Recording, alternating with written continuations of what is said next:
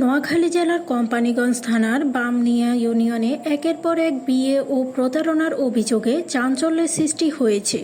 অভিযুক্ত যুবকের নাম হারুনুর রশিদ আরিফ।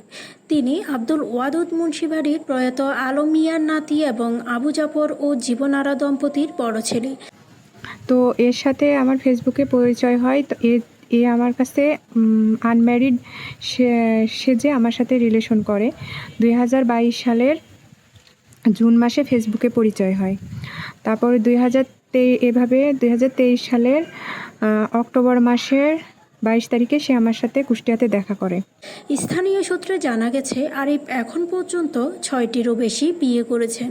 প্রতিবারই তিনি প্রেম ও বিয়ের প্রলোভন দেখিয়ে মেয়েদের কাছ থেকে মোটা অঙ্কের টাকা হাতিয়ে নিয়েছেন।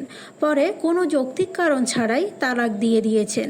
এভাবে প্রতারণার শিকার হয়েছেন একাধিক নারী, যাদের কেউ কেউ আর্থিক ও সামাজিকভাবে চরম বিপর্যয়ের মুখে পড়েছেন।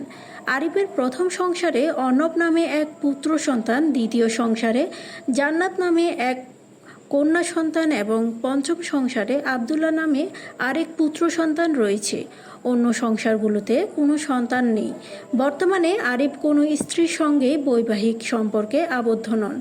স্থানীয়রা অভিযোগ করেন, শুধুমাত্র একের পর এক বিয়ে নয়, আরিফ একাধিক পরকীয়ায় জড়িত। অনেকের মতে এইসব আচরণের পেছনে পারিবারিক পটভূমির প্রভাব রয়েছে। তারা জানান, আরিফের বাবা দীর্ঘ সময় বিদেশে থাকার কারণে তার মা স্থায়ীভাবে নিজের দেবরের সঙ্গে অবৈধ সম্পর্কে জড়িয়ে পড়েন। এই ঘটনা বহু বছর ধরে এলাকায় আলোচিত। তাদের দাবি, মায়ের এমন আচরণ আরিফের উপর গভীর নেতিবাচক প্রভাব ফেলে এবং অনুশাসনের ঘাটতিতে তার মধ্যে বিকৃত মনোভাব গড়ে ওঠে। এমন একাধিক বিয়ে, প্রতারণা ও পারিবারিক নৈতিক অবক্ষয়ের ঘটনায় এলাকা জুড়ে চলছে সমালোচনার ঝড়।